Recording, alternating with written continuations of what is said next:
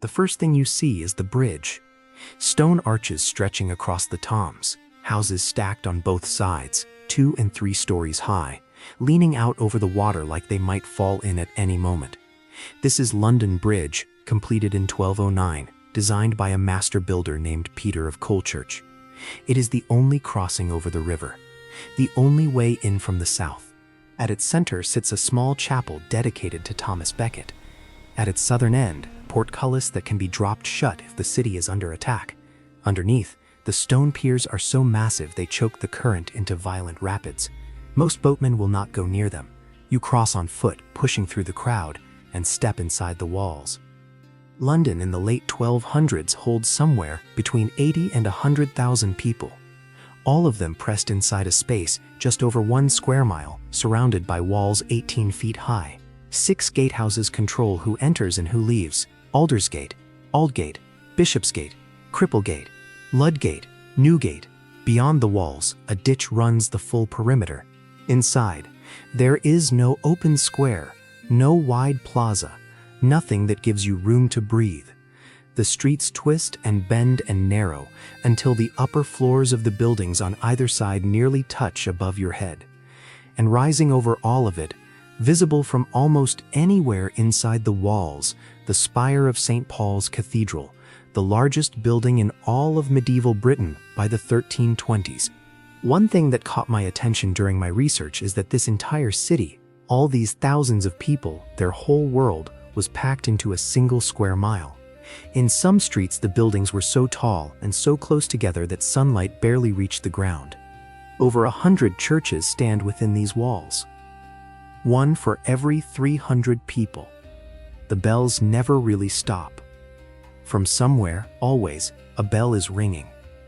The heart of the commerce is a street called Cheapside. Walk down it on a busy morning, and you move through the center of everything this city produces, imports and sells. Meat is traded at Eastcheap. Grain arrives at Queen Hithe and Gracechurch Street. Fish is sold at Bridge Street and Old Fish Street. The streets themselves tell you what happens on them. Threadneedle Street is where the tailors work. Bread Street has the bakeries. On Milk Street, cows are kept and milked right there in the open. None of this runs on its own. The guilds control everything. They are called livery companies, named after the uniforms their officials wear on formal occasions. The oldest one, the Weavers' Company, received its royal charter in 1155. If you want to practice a trade inside these walls, you have to belong to the guild that governs it. There is no other way in. The guilds regulate quality, set standards, and punish anyone who sells poor goods. The Grocers' Company, for example, exists specifically to prevent merchants from selling watered-down spices or fake medicines. By 1376, the guilds are powerful enough to nominate members of the city's governing council directly. And the money flowing through this place is enormous.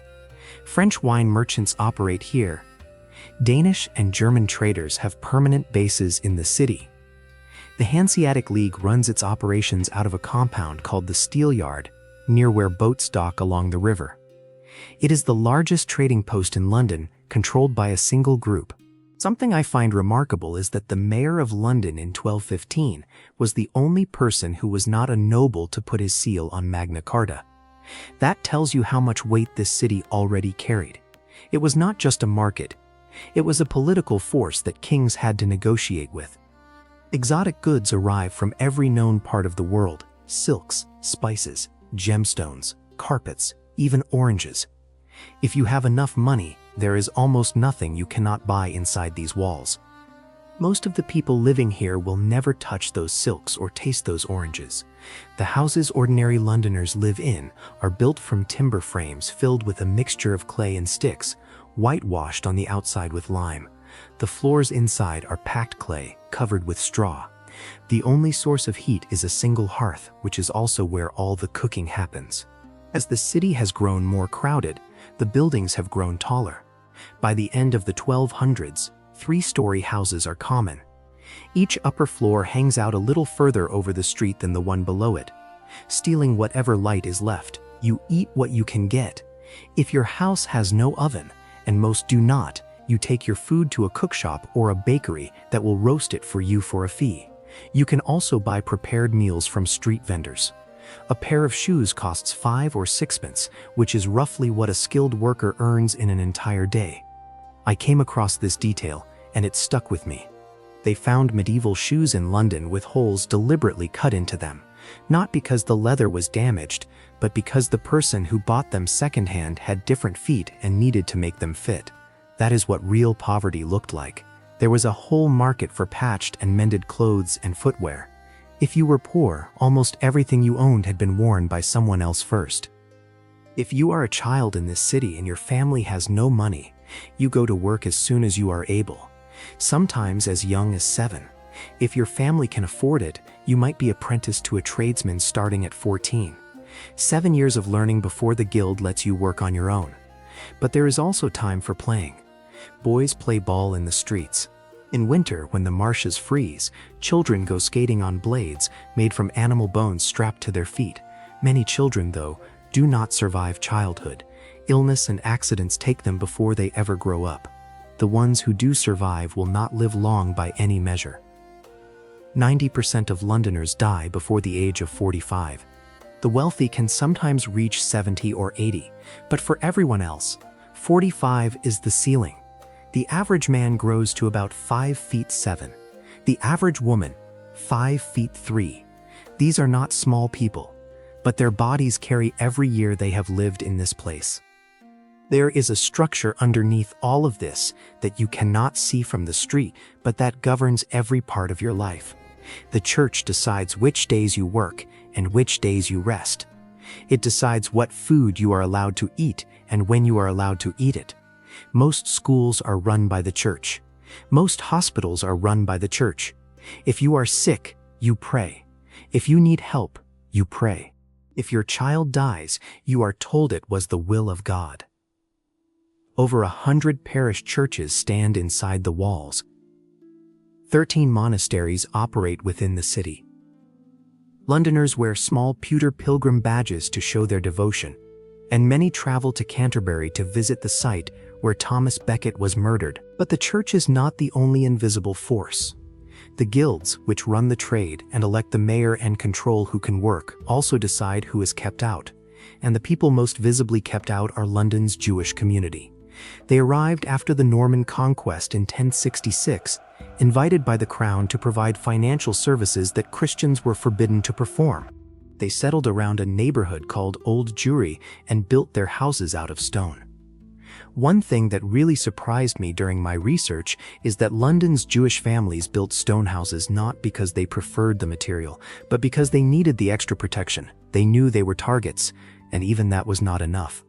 In 1264, during one of the civil wars, a mob killed 500 Jewish people in London while trying to seize records of debts owed to Jewish lenders.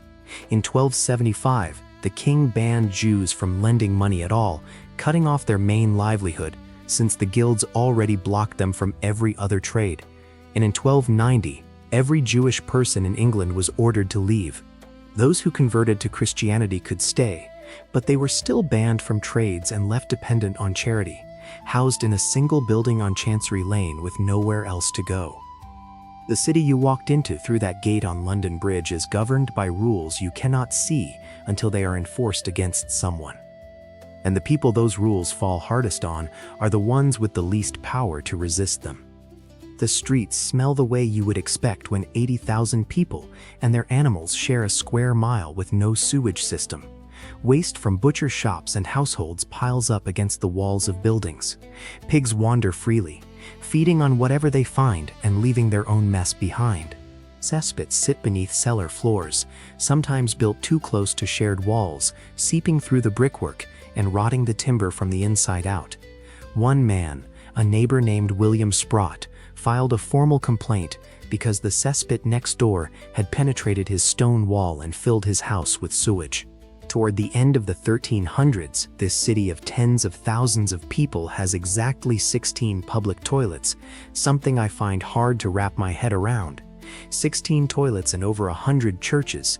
That tells you what the priorities were. The people hired to clean the cesspits work only at night, hauling waste out by hand and loading it into barrels. In 1325, one of these workers, a man named Richard the Raker, fell through a rotted ceiling into the pit below and drowned in what he had spent his life collecting. King Edward III personally wrote to the mayor of London to complain about the stench of human waste in the streets. Even royalty could not escape it. And then there is fire. The houses are made of wood and straw. Laws require slate roofing instead of thatch, but most people ignore them. St. Paul's Cathedral itself was destroyed by fire in 1087 and had to be rebuilt. In 1212, a fire that started in Southwark jumped across the river and trapped crowds of people on London Bridge. Some tried to leap into boats below. Many drowned. Others sank the boats they landed on. 3,000 people died that day. But nothing compares to what arrives in 1348. The plague.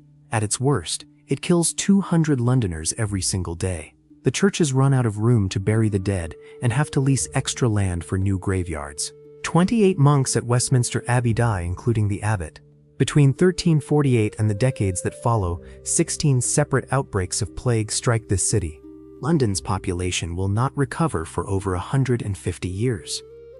After the plague kills roughly half the people inside these walls, something shifts. Not immediately, not loudly, but the ground beneath the old order starts to crack. The fields outside the city need hands. The workshops need hands. The docks need hands.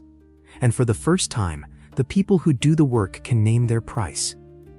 Wages rise. Employers who once dictated terms now compete for whoever is still alive and willing to show up.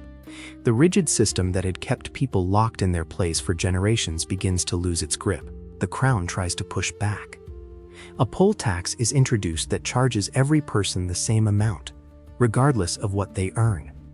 For a wealthy merchant, it is nothing. For a peasant, it is unbearable. In the summer of 1381, the frustration breaks open. Rebels from Essex and Kent gather at Blackheath and march on London. They cross London Bridge, the same bridge you entered through, and tear through the city. They ransack the Savoy Palace. They storm the Tower of London, drag out the Lord Chancellor, Simon Sudbury, and behead him on Tower Hill. The Lord Mayor, William Walworth, meets the rebel leader Wat Tyler at Smithfield and kills him there. The revolt is crushed. But something I only came across recently is that the people who survived the plague actually ended up better off than they had been before it. Workers were suddenly rare, and that made them valuable. The worst thing that ever happened to London also broke the system that had been holding most of its people down. The old certainties never fully came back. Women who had been locked out of trades could now own land, run businesses, join guilds. The dead had made room for the living to demand more. And the living did. The bridge is still there. The same stone arches. The same houses leaning over the water. The same chapel in the middle where people stop to pray before crossing to the other side. The same dangerous current underneath that no boatman wants to face. You have walked through this city from the surface to the bottom, and nothing looks the same anymore. A place where you can buy silk from the other side of the world and step over human waste in the same street. Where 100 churches rise inside a single square mile, but mercy is not guaranteed to everyone who kneels inside them. Where a child can be apprenticed at 14 and buried before 45. Where the same walls that protect the living also trap them with the dead. My name is Kyle. Of everything you just heard about life inside these walls, what surprised you the most? I want to know. Leave it in the comments. The bells are still ringing. Over 100 of them from every direction, echoing off the rooftops of a city that is rotting and thriving at exactly the same time. And somewhere on Bread Street, a baker pulls a loaf from the oven. And somewhere on the bridge, a merchant counts his coins. And somewhere beneath a cellar floor, the ground is giving way.